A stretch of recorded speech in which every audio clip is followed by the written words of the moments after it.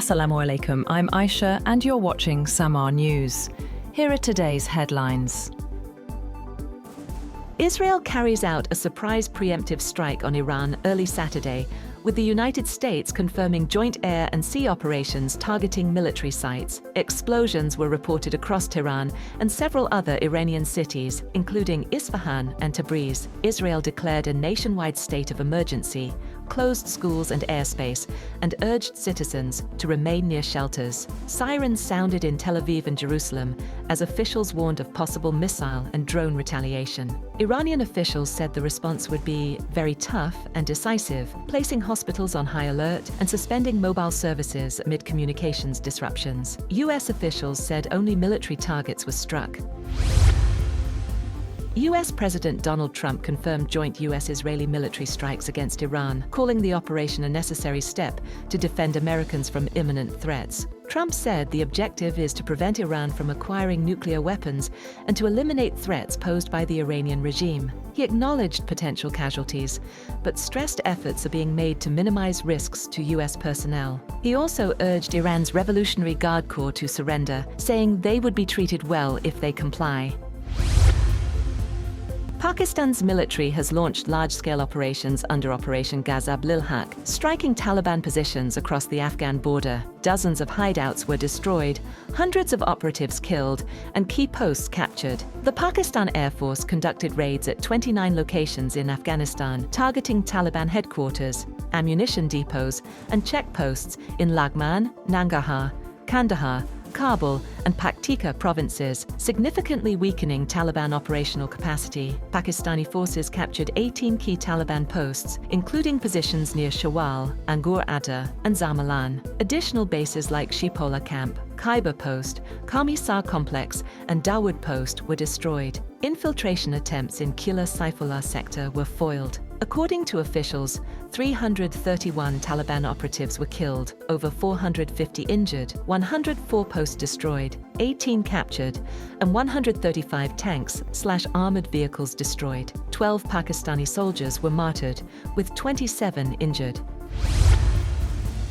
The United States has expressed support for Pakistan's efforts to defend its territory against Afghan Taliban attacks. Top U.S. officials emphasized Pakistan's sovereign right to protect its citizens amid the ongoing border conflict. U.S. State Department Undersecretary Alison Hooker tweeted that she had spoken with Pakistan Foreign Secretary Amina Balloch, offering condolences for lives lost and affirming support for Pakistan's defensive actions. Spoke today with Pakistan Foreign Secretary Balloch to express condolences for lives lost. We continue to monitor the situation closely and express support for Pakistan's right to defend itself against Taliban attacks, Hooker wrote. Earlier, US President Donald Trump praised Pakistan's handling of the tensions, saying the country is doing well with Afghanistan, and commending the leadership of Pakistan's Prime Minister and military chief, calling them two personalities that I really respect a lot.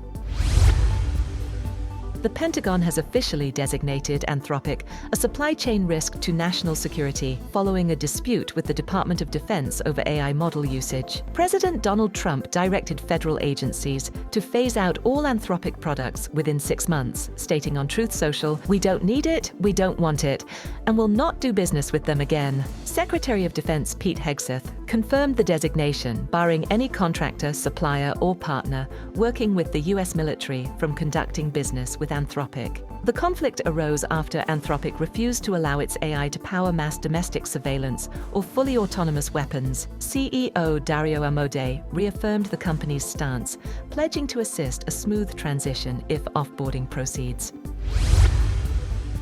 Former President Bill Clinton appeared before the House Oversight Committee in Westchester County, New York, to testify about his past ties to late financier Jeffrey Epstein. Clinton denied any wrongdoing, stating he saw nothing that gave me pause, and insisting he would never have flown on Epstein's plane or engaged with him if he had known about alleged sex trafficking of minors. "We are only here because he hid it from everyone so well for so long," he said. The testimony followed that of Hillary Clinton a day earlier. Both appeared after threats of congressional contempt. The committee, chaired by Representative James Comer, is investigating Epstein's links to the Clintons and possible connections to their charitable foundation. Democrats criticized the inquiry as partisan, arguing it targets Clinton to shield former President Donald Trump, who also appears in Epstein-related documents. Trump expressed disapproval of Clinton's deposition, saying, "I like Bill Clinton, and I don't like seeing him deposed."